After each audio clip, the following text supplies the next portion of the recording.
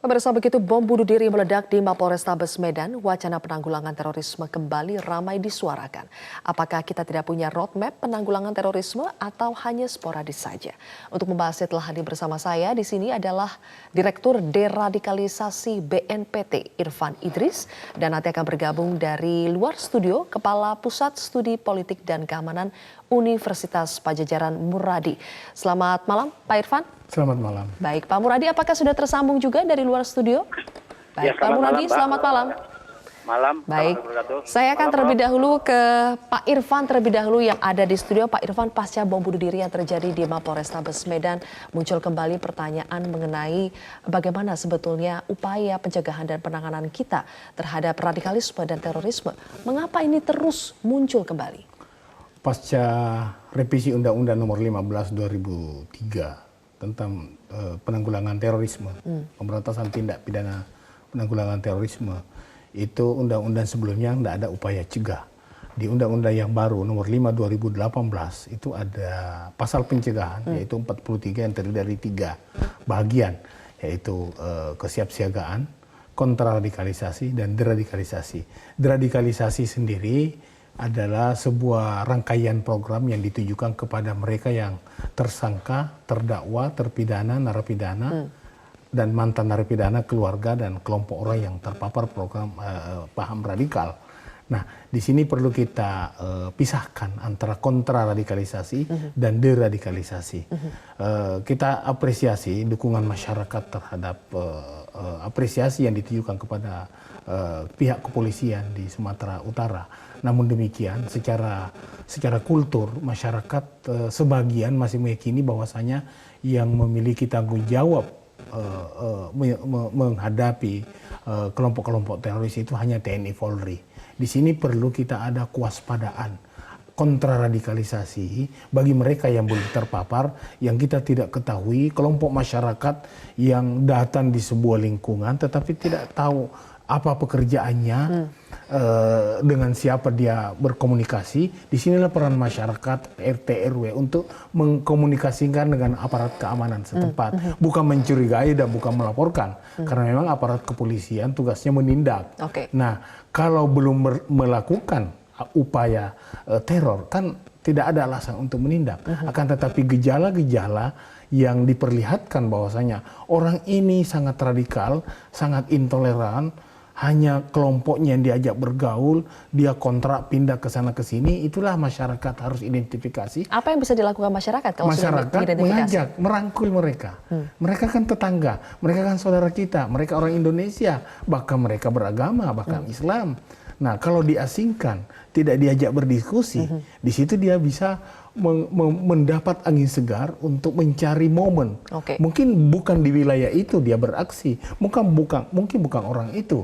Nah, di sini juga kita minta perhatian masyarakat yang punya. Artinya Anda ingin mengatakan bahwa memang pemerintah, TNI Polri tidak bisa melakukan pencegahan dan kita bekerja sama, kita koordinasikan. BNPT tidak cukup sendiri, Polri tidak cukup sendiri, TNI Polri sendiri. Teroris ini adalah kejahatan luar biasa. Teroris ini adalah kejahatan serius. Teroris ini kejahatan lintas negara, dan teroris adalah musuh kemanusiaan. Masyarakat juga pada akhirnya merasakan akibatnya. Pak Irfan, sejak revisi Undang-Undang Nomor 5 soal terorisme itu, apa yang bisa kita lakukan soal pencegahan? Apakah sudah jauh lebih maju progresnya dibandingkan yang sebelumnya? Jauh sebelum direvisi Undang-Undang Nomor 5 2018, kita sudah menganalisa bahwasanya pencegahan lebih utama daripada penindakan. Pada satu sisi, pihak aparat keamanan sangat berhasil menindak, tidak ada kasus yang lewat. Tetapi masyarakat kita sangat cerdas. Kita harus mengedepankan upaya cegah. Nah, saat itu 2010 kita melakukan upaya cegah, kita sosialisasi, kita mengajak masyarakat, civil society, menginformasikan bahwasanya radikal itu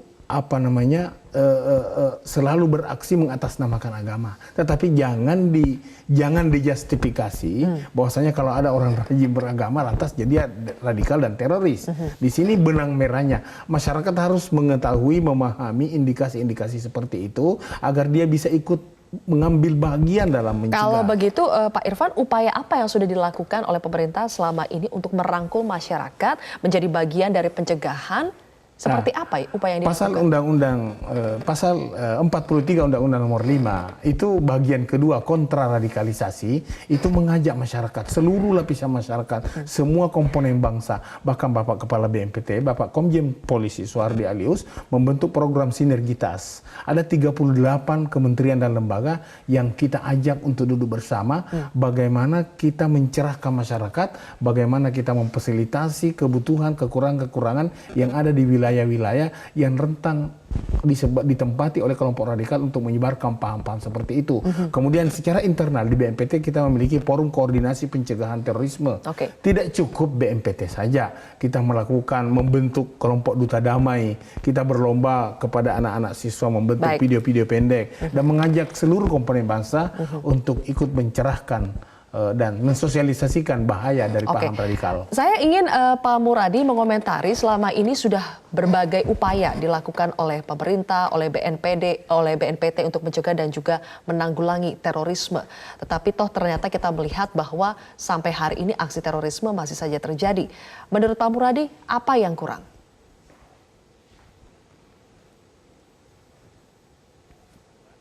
Dan teman-teman BNPT, Densus 88, teman-teman Polri tidak bisa kemudian praktis. Ada kurang lebih saya ada sekitar 6 atau 7 PP yang harusnya setahun yang ini udah 1,5 tahun ya, harusnya sebelum setahun sudah harus dikeluarkan. Jadi katakanlah saya setuju dengan Pak Irfan, hanya memang Pak Irfan saya kira problem Pak Irfan dan teman-teman karena Undang-Undang 5 2018 ini belum operasional. Belum ada PP-nya. Karena PP itu kan mengandung dua hal. Pertama di operasional, kedua adalah ada konsekuensi anggaran di situ. Saya setuju bahwa Undang-Undang 5 2018 ini saya nyebutnya Undang-Undang sapu jagat ya. Dari mulai A sampai Z. Kalau secara teoritik kan mirip-mirip ya. Misalnya ada kontraradikal, ada disengagement, ada radikalisasi. Tiga ini ada, kemudian ada dalam di Undang-Undang 5 2018. Itu poin pertama. Yang poin kedua, ya memang problemnya karena kemudian PP-nya belum ada, teman-teman Densus, teman-teman BNPT, bahkan teman-teman Polri juga masih menggunakan pola yang sama. Tidak kemudian tidak dalam posisi hari ini kan masih aksi reaksi nih. Ada bom dikejar, ada bom dikejar. Saya kira kalau udah PP-nya sudah ada, saya kira early warning, preemptif itu bisa lebih dilakukan lebih dalam.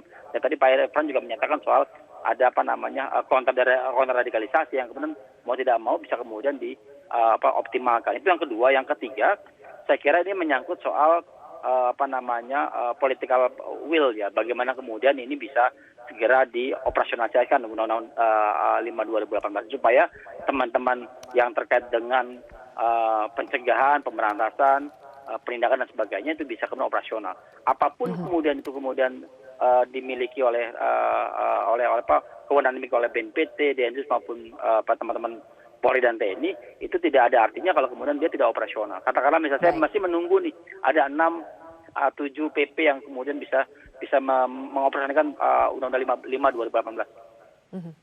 Baik, Pak Muradi nanti kita akan sambung kembali. Pak Irfan silakan dikomentari persoalan mengenai PP, kemudian juga selama ini masih aksi reaksi dan juga masih terkait dengan political will. Tapi kita harus jeda-jeda, pemirsa. Prime Time News akan kembali sesaat lagi. Kami lanjutkan kembali perbincangan masih bersama dengan dari BNPT ada Pak Irfan di sini. Pak Irfan, kalau tadi Pak Muradi mengatakan ada persoalan 6-7 PP yang belum selesai sehingga itu menghambat proses pencegahan dan juga penanggulangan terorisme. Apakah memang selama ini penanggulangan terorisme, pencegahan itu terhambat karena persoalan payung hukum, persoalan regulasi? Segera setelah ditetapkan Undang-Undang Nomor 5 2018, Kepala BNPT Komjen Polisi Soehardi Alius mengerahkan semua pihak yang terlibat, termasuk di sini deputi-deputi, kemudian Kementerian Hukum dan HAM, Administrasi Hukum, Dirjen Administrasi Hukum menyiapkan dan sekarang semuanya sudah siap konsep PP, peraturan presiden, peraturan pemerintah, kemudian perka, Bahkan kita juga sudah menyiapkan blueprint deradikalisasi, itu semuanya sudah siap. Memang harus kita menunggu proses administrasi. Namun demikian bukan berarti tidak bisa melakukan apa-apa. Ya, upaya pencegahan itu kita tidak lakukan. Jauh sebelum Undang-Undang Nomor 5 2018, inilah yang kemudian memperkaya undang-undang, pasal-pasal Undang-Undang Nomor 15. Bahkan sebelumnya tidak ada pemulihan korban, penanganan, pemulihan dan perlindungan korban. Sekarang dalam undang-undang itu ada, dan pasal itu makanya kita sudah mengumpulkan tempo hari mantan-mantan teroris dan korban-korban bom. Ini bagian dari upaya untuk melakukan upaya pencegahan, pencerahan ke masyarakat. Oke, kalau yang terkait misalnya dengan kejadian Polrestabes Medan, Pak, pelaku RMN, apakah tipe yang seperti ini memang sulit untuk diidentifikasi sehingga sulit untuk dicegah aksinya? Sebenarnya RMN ini bukan hanya sendiri, bukan yang pertama. Yang namanya lone wolf itu aksi sendiri, ya tentunya mereka tidak harus menunggu komando dan lain-lain sebagainya. Akan tetapi dia melakukan aksi seperti itu tanpa melihat mau masuk jaringan, mau dia jaringan, yang penting tujuannya sama. Karena Al-Baghdadi sudah memerintahkan dalam fatwanya, silakan Anda beraksi dimanapun Anda berada, tanpa berangkat ke Syria, tanpa masuk dalam struktur, karena kalau struktur yang kita pikirkan, itu dulu sebelum ada internet, di dunia maya. Jaringan mana nih? Jaringan lama apa jaringan baru? Kan ada seperti itu. Nah sekarang sudah keluar dari jaringan lama, keluar dari jaringan lama dan keluar jaringan yang baru. Apa itu? Jaringan internet. Mereka lone wolf. Mereka kita tidak bisa membaca pikiran hati seseorang untuk melakukan sesuatu perbuatan, entah kebaikan atau keburukan, atau teror atau sebaliknya.